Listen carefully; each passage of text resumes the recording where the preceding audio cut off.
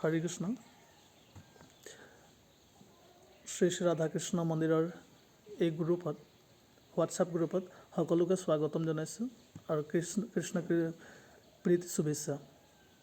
আমাৰ নতুনকৈ যিসকলক এড কৰা হৈছে গ্ৰুপত তেওঁলোকক কৃষ্ণ প্ৰীতি শুভেচ্ছা জনাইছোঁ আৰু স্বাগতম জনাইছোঁ। আমাৰ আজি বিষয়টো হৈছে আমাৰ ওপৰত দিয়া ফটো একপি দিছোঁ শ্ৰীমদ ভাগৱতমৰ। তাত কিদৰে গুৰু আৰু শিষ্য পৰম্পৰাগতভাৱে কিদৰে ভগৱানৰ বাণী বা ভগৱানৰ কথা লীলা কেনেদৰে শ্ৰৱণ কৰিছে, কেনেদৰে শ্ৰৱণ কৰিব লাগে তাৰে এটা অংশ হয়। আৰু তাত আমি শ্ৰীমদ ভাগৱত গীতা যেতিয়া আমি অধ্যয়ন কৰোঁ তেতিয়া পাওঁ 4 নম্বৰ অধ্যায় আৰু 34 নম্বৰ শ্লোকত। 4 নম্বৰ অধ্যায় 34 নম্বৰ শ্লোকত এনেদৰে লিখা আছে যে তদ্বিধি প্ৰণিপাতেন পৰিপ্ৰশ্নেন সেৱয়া উপদেশান্তি তে জ্ঞানম জ্ঞানী তত্ত্বতদৰ্শিনা। আকৌ এবাৰ কৈছোঁ, তদ্বিধি প্ৰণিপাতেন পৰিপ্ৰশ্নেন সেৱয়া উপদেশান্তি তে জ্ঞানম জ্ঞানী তত্ত্বতদৰ্শিনা। ইয়াত আমাক কৈছে অনুবাদটো যে এজন আধ্যাত্মিক গুৰুৰ কাষ চাপিব লাগে।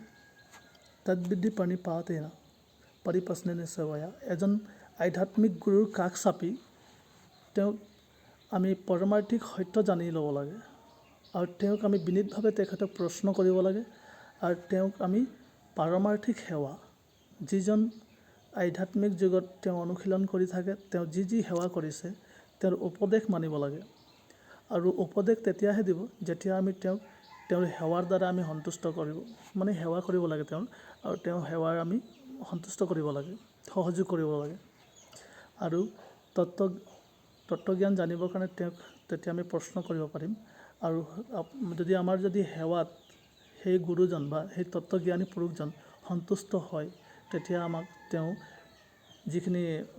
যিখিনি দৰ্শন প্ৰদান কৰিব, যিখিনি আমাক জ্ঞান প্ৰদান কৰিব, সেইখিনি জ্ঞানেই আমাৰ পাৰমাৰ্থিক উন্নতিৰ কাৰণে বা ভগৱানৰ লগত প্ৰেম ভাৱ আৰু ভগৱানৰ লগত আমাৰ যি চিৰদিনৰ সম্পৰ্ক যি আছে সেই সম্পৰ্কটো জগাই তুলিবৰ কাৰণে আমাক সহযোগ কৰিব। তো আমি অলৰেডি যুক্ত হৈছোঁ, আমি আন্তৰ্জাতিক কৃষ্ণ ভাৱনামৃত সংঘ চমুকৈ ইস্কনৰ ফুল মিনিংটো ইংৰাজীত কোৱা হয় international society for Krishna consciousness. আমি কৃষ্ণ ভাৱনাৰ লগত যুক্ত হৈছোঁ আৰু এইটো সম্পূৰ্ণ শাস্ত্ৰ বিধিসন্মত হয়। কাৰণ আমাৰ শাস্ত্ৰত কোৱা আছে, বৈদিক শাস্ত্ৰ, আমাৰ শাস্ত্ৰ হৈছে বৈদিক শাস্ত্ৰ, আৰু বৈদিক শাস্ত্ৰত কোৱা আছে 4 পৰম্পৰাৰ মাজতে আমি ভক্তি জীৱন যদি আমি পালন কৰোঁ এই কলিযুগত আমি তেনেহ'লে ভগৱানক আমি সন্তুষ্ট কৰিব পাৰিম। আৰু সেই ব্ৰেণ্ডেড বুলি কওঁ আমি ইংৰাজীত, আমি যিকোনো বস্তু যেতিয়া আমি ব্ৰেণ্ড লওঁ তেতিয়া আমাৰ অলপ বিশ্বাসটো বেছি থাকে যে সেই ব্ৰেণ্ডিং বস্তুবোৰ কি হয়, আয়ুসটো বেছি বুলি আমাৰ বিশ্বাস থাকে। ঠিক তেনেদৰে আমি যদি আধ্যাত্মিকত আহিছোঁ, ভক্তি জীৱনত অনুশীলন কৰিবলৈ চেষ্টা কৰিছোঁ, ভগৱানক সন্তুষ্ট কৰিবলৈ চেষ্টা কৰিছোঁ, তেনেহ'লে আমাকতো নিশ্চয় ব্ৰেণ্ড এটা পৰম্পৰা লাগিব বা ইনষ্টিটিউট লাগিব। সেইটোৱেই হৈছে আমাৰ শ্ৰীল প্ৰভুপাদে দিয়া আমাক যি প্ৰদান কৰিছে উপহাৰ হিচাপে, সেইটো আন্তৰ্জাতিক কৃষ্ণ ভাৱনামৃত সংঘ। সকলোৱে মনত ৰাখিবলৈ চেষ্টা কৰিব, কাৰণ আমাৰ সনাতন ধৰ্ম যি আমাৰ অসমত প্ৰচাৰ হৈ আছে সেইটো হৈছে শংকৰদেৱ আৰু মাধৱদেৱে প্ৰচাৰ কৰা। কিন্তু ভাৰতবৰ্ষৰ বিভিন্ন স্থানত যেনেদৰে চাৰিসীমাত 4জন দত্তপুৰুষ আহিছিল আৰু প্ৰচাৰ কৰিছিলে, তেনেহ'লে উত্তৰ পূবত আমাৰ যেনেদৰে শ্ৰী শংকৰদেৱ মাধৱদেৱ আৰু আমাৰ এটা দিশত আছে ৰামানুচাৰ্য, তেওঁ আমাৰ পৰম্পৰা ৰক্ষা কৰিব চেষ্টা কৰিছিলে। ঠিক তেনেদৰে আমি যদি এই আন্তৰ্জাতিক কৃষ্ণ ভাৱনামৃতটো এইটো হৈছে বিশাল, এইটো গোটেই বিশ্বব্যাপী হৈ আছে আৰু সেইটো হৈছে ইণ্টাৰনেশ্যনেল। কাৰণ আমাৰ অসম বা ভাৰত নহয়, সমগ্ৰ বিশ্বত এইটো প্ৰকাশ পাইছে। আৰু সেয়েহে আমি সৌভাগ্য যে আমাৰ নাহৰণিত যি ৰাধাকৃষ্ণ মন্দিৰ আছে, আমি ডিব্ৰুগড় মন্দিৰৰ আণ্ডাৰত আছোঁ, আৰু সেই ডিব্ৰুগড় মন্দিৰ পৰম্পৰা ধাৰাত মায়াপুৰৰ লগত জড়িত হৈ আছে।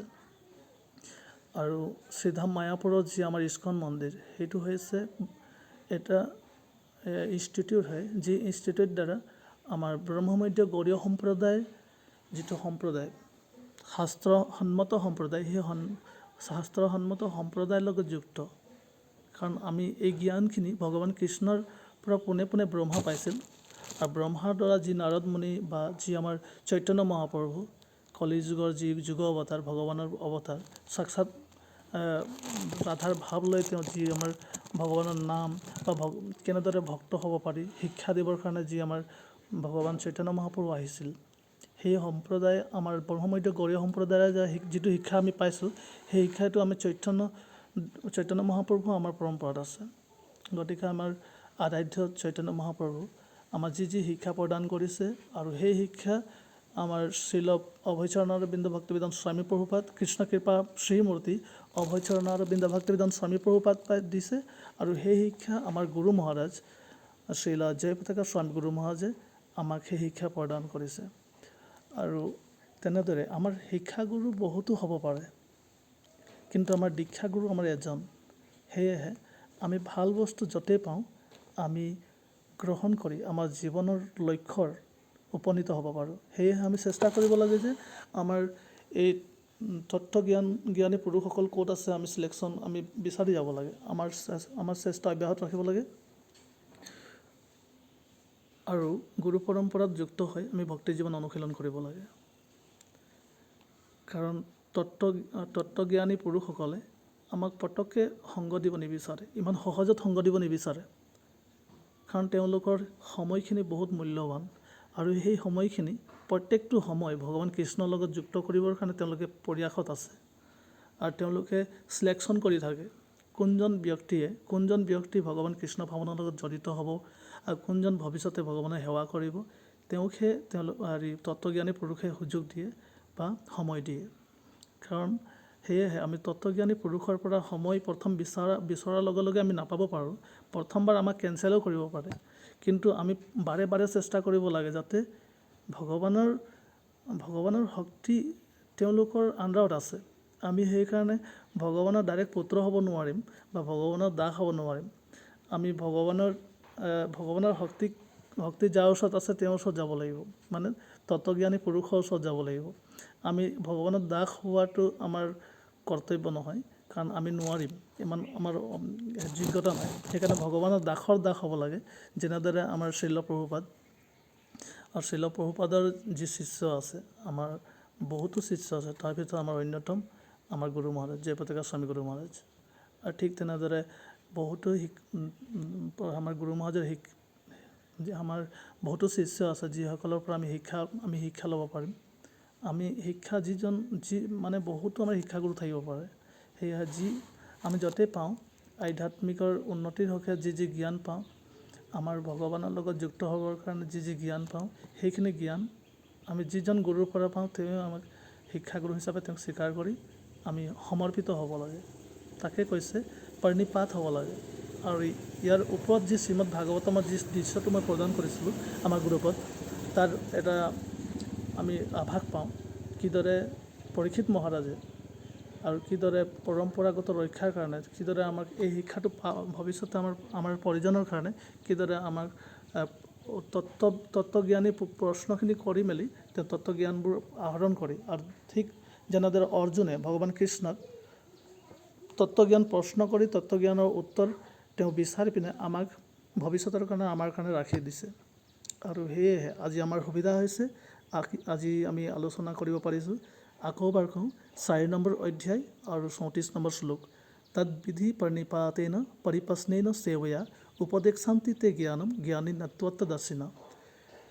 তদ্বিধি প্ৰণিপাতেন পৰিপ্ৰশ্নেন সেৱয়া উপদেশান্তি তে জ্ঞানম জ্ঞানী তত্ত্বদৰ্শিনা। আজি ইমানতে আমাৰ এই শ্ৰীমদ ভাগৱতৰ 4 নম্বৰ অধ্যায় 34 নম্বৰ শ্লোকটো আমি সমাপন কৰিছোঁ। হৰে কৃষ্ণ কৃষ্ণ কৃষ্ণ হৰে হৰে, হৰে ৰাম ৰাম ৰাম হৰে হৰে। জয় শ্ৰীল গুৰুদেৱ, জয় শ্ৰীল প্ৰভুপাদ কি জয়।